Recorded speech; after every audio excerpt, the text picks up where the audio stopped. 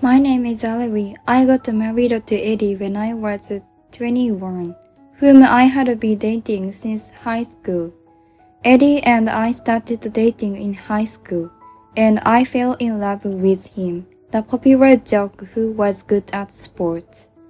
We both graduated from high school and started working right away, and it was our third year as working adults when he proposed to me with a bouquet of roses, saying, "I love you, Avery. I'll make you happy for the rest of your life. Will you marry me?" I was so surprised and happy that I couldn't find the words and just cried. But after I calmed down, I managed to say, "Yes, I will. Thank you." From then on, everything went smoothly, and our wedding plans progressed quickly. We decided to get married on the day between our birthdays, and it was a busy time for us. Amidst all of that, Eddie told me that his mother wanted to meet me, so we decided to visit Eddie's parents on my day off. I was nervous but happy that they wanted to see me. When we arrived, Eddie rang the doorbell and someone from inside the house called out, "Hello." The door opened, revealing an elegant and refined woman. Eddie introduced me. "Mom, this is Ivy, the person I always talk about." I introduced myself and bowed slightly. Eddie's mother smiled and said, "Oh my, what a lovely girl. You must be tired. Please come in." At that moment, I felt incredibly relieved. I had been worried about what kind of person Eddie's mother might be, and if she would be difficult to deal with. However, she was much kinder and gentler than I had imagined. I thought to myself that if she continued to be like this, I could probably get along with her even if she became my mother-in-law. We were led into the living room and had a casual conversation. "Ivy, do you have any hobbies or interests?" "I like to go traveling." "I do too. Traveling is great, isn't it?" As we chatted happily, Eddie suddenly stood up and said, "I'll be right back. Gonna use the bathroom." "Okay, see you soon," I replied as he left the room. Then my mother-in-law spoke in a completely different tone of voice and asked, "Ivy, can I talk to you for a moment?" I was startled by her change of attitude and asked, "What is it?" "Can you do household chores?" She glared at me as she spoke. "If it's something basic, then yes," I answered nervously. My mother-in-law let out a big sigh and said, "Eddie is so pitiful for marrying someone like you." "What?" I was taken aback by her sudden remark. "She thinks it's pitiful for Eddie to marry me? Why would she say that?" I didn't know how to respond and just stood there in shock. Just moments ago, I was relieved that she would become my mother-in-law and everything would be fine. But now that hope was shattered so easily. Looking at me standing there dumbfounded, she said, "So can you two just break up?" "No, even if you ask me suddenly like that." As I was frustrated, Eddie came home. "What were you guys talking about?" he asked. I didn't know what to say, so I stayed silent. "We were just talking about cooking or something. You know, if Eddie ever gets married, then Ivy and I will have to support this household from now on. Right, Ivy?"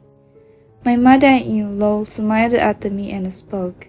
Her expression was friendly, but her eyes didn't match. I couldn't express my fear well, so I just gave a forced smile. My mother-in-law repeated many times, Eddie is lucky to have such a good wife. Eddie replied, Yeah, I sure am happy. And they both laughed together. Of course, there were more family gatherings after that, but I couldn't truly enjoy them and ended up just giving forced smiles throughout. When the topic of living together came up as our wedding approached, I asked Eddie, I'm sorry, but can we live together just the two of us at first? But Eddie was full of enthusiasm, saying, My mom and dad are looking forward to it too. Plus, didn't you say you wanted your own home already? We need to save up. I couldn't say anything in response to Eddie's eagerness.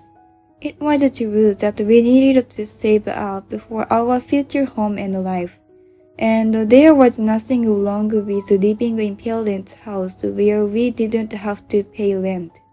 Although I wasn't thrilled about it, I decided to do as Eddie suggested. However, as expected, the atmosphere became tense whenever we were alone together after getting married and living together. Why can't you do anything right? You are so incompetent. How did you even think you could get married to him like this? She would say these things to me, even while dumping housework on me and complaining about everything. Day after day, I was bombarded with criticism and sarcasm, and my patience had reached its limit. However, a year after their marriage, Eddie's job was relocated. As a result, they had to move away from Eddie's hometown. Their new location was Florida. Since they were now living far away from their in-laws, they only saw them during Thanksgiving or Christmas vacation, and didn't have to meet them every day like before. They spent their second New Year's Eve together after having a leisurely time in their first year. However, in the following year, Eddie suggested they visit his parents' house for New Year's Eve. Though Alawi wasn't very enthusiastic about it, she thought it was only fair, since they didn't have to see each other every day like before. Unfortunately, the day after they arrived at his parents' house, Eddie left to drink with his local friends in the evening, leaving Alawi alone with her mother-in-law, since her father-in-law had accompanied the year-end party and would return late. Alawi felt disappointed as she had hoped to spend a relaxing time during the New Year's Eve. As expected, when Eddie went out for a drink party, his mother immediately began telling me to clean all the rooms as a big cleanup. What? All of them? I asked. Don't question what I've said. Just do it without a word. His mother retorted with an irritated tone. Although I felt uncomfortable, I didn't want to cause any more trouble during the holiday season, so I reluctantly complied with her request. However, while I was cleaning as instructed, his mother kept watching me and saying things like, There's still just there. Didn't I teach you how to wipe it when we lived before? Why can't you do it? And to top it off, she started alluding, say, Oh, it's such a shame that Eddie has to live with such an incompetent wife like you.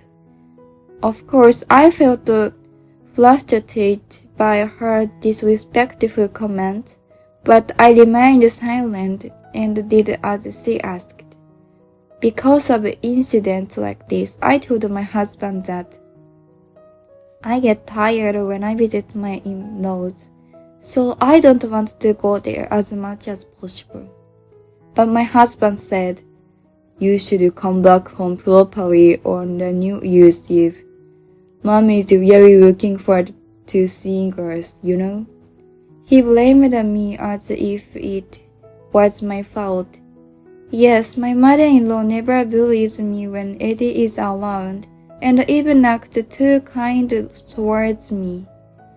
So, I couldn't tell Eddie that I was being bullied by her, and could only keep quiet.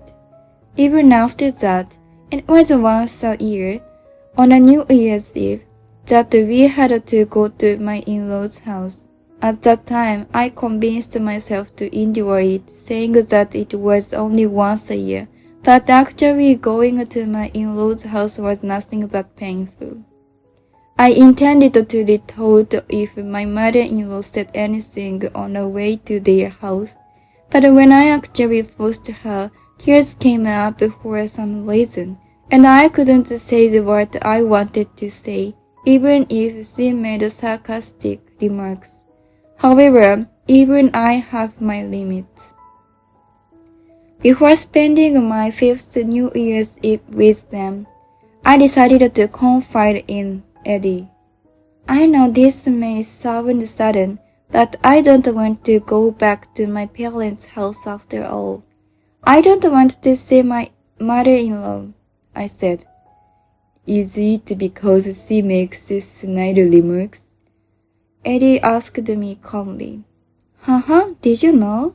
I widened my eyes in surprise. Well, I've seen some signs, he said as he fiddled with his smartphone. If you knew, why didn't you help me? It's been really tough for me all these years since we started living together. I peeled tearfully, but he didn't even glance at me. On the contrary, he heaved a sigh as if annoyed and said, Hey Ivy, you're alive, so just try a little harder. Your mother-in-law is just watching out for you because you are not doing well, right? At that moment, I felt something inside me crumble. He knew I was being bullied by my mother-in-law, but he did nothing. He knew and ignored it, thinking that my mother-in-law was right, thinking that everything seemed stupid and I gave up. In the end, I didn't have the energy to retort to Eddie, and I decided to go back to my in-laws' house this year too. When I arrived at my in-laws' house, my mother-in-law started belittling me, just like always. I told you last year, and yet you still haven't done it, she said. I wondered if Eddie had told her about my complaints regarding her billing, as she began to make snarky comments directly to me, even though Eddie was present. To make matters worse, Eddie joined in laughing whenever his mother scolded me, saying things like, Can you do anything right when you're at your husband's family's house? But even when we were living together, Eddie never lifted a finger to help with the housework, leaving everything up to me. All of my pent-up frustration began to glow with each snide comment from my mother-in-law and every laugh from my husband. Before I realized it, I had taken off my apron and was looking directly at my mother-in-law. I'm leaving, I declared. But my mother-in-law retorted, What are you talking about? You're leaving without doing anything as a wife? Are you crazy? Do you want me to do everything for you? I responded, Yes, please, or better yet, if you have something to say, why don't you do it yourself? Do whatever you want, I'm leaving. With that, I packed my bags and left. I didn't need to put up with any more of this discomfort. There was no need for me to stay in this house any longer. even though I could hear my mother-in-law and husband's angry shots as I left. I ignored them all and went home. As I rode the train back, I kept repeating to myself, "This is the right thing to do." And when I finally arrived home, I didn't read any of the many messages that my husband and my mother-in-law had sent me. A few days later, my husband came home and said, "Let's get a divorce." "What, divorce?" I asked. "You talked back to my mother, didn't you? She's had enough of you," he said. "And besides, I have a girlfriend now. She's younger and cuter than you. My mother even suggested that I should be with her instead," he continued. "That's cheating, isn't it?" I said. "Sure it is, but you made me do it. You and my mother both have been a pain in my neck," he said. I felt like nothing mattered anymore. Maybe my husband would repent and apologize for everything. Maybe he would change, but it was all in vain. "Okay, I understand," I said and packed my things to leave the house. I decided to go back to my parents' house, with no clear destination in mind. I walked from the nearest station to their home in the snow, and my parents, who came out to greet me, looked surprised. "What happened?" my mother asked me, and before I could say a word, tears overflowed from my eyes. Everything I had been enduring on my own all this time seemed to flow out with my tears. I cried out loud, like never before, and my parents kept patting my back throughout. After wiping my tears and telling them everything, my mother shed tears, while my father turned red-faced and fuming. "You did a great job," he said, patting my head, and the tears that I thought had receded welled up again. There was also the matter of inheritance, so my father introduced me to a lawyer he knew. As a result, my husband's family's finances were in shambles. After learning everything, my father-in-law also decided to divorce my mother-in-law and kicked her out of the house. Since my husband's affair partner was a junior college at the same company, it was found out and he was demoted. Now, my mother-in-law is said to be living in the rundown apartment where my husband is staying, and he has called me multiple times, but I have ignored his calls and hung up. And then, one day, my husband and my mother-in-law came to visit my parents' house. In response, my mother asked, "What brings you here?" With a firm tone. My husband and mother-in-law immediately fell to their knees at the entrance of the house, and my ex-husband said, "Oh baby, I'm truly sorry. Please forgive me." My ex-mother-in-law added, "Oh baby, I'm sorry for everything. It was my fault. Please come back and forgive me." They started saying such foolish things. I thought it was ridiculous and ignored them, but my ex-husband said, "I've also properly broken up with her. Please come back to me." I was infuriated by his words and retorted, "What are you even saying now? You are disgusting."